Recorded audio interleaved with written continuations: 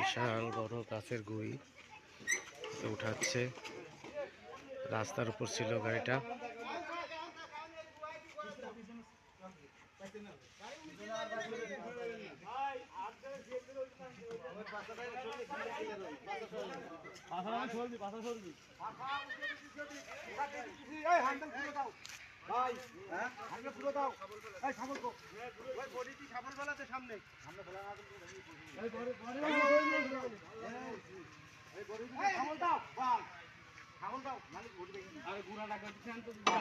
সামনে গাড়ি এসে দাঁড়াইছে, গাড়ি যাইতে পারতেছে না এই গাছের গুড়ির জন্য।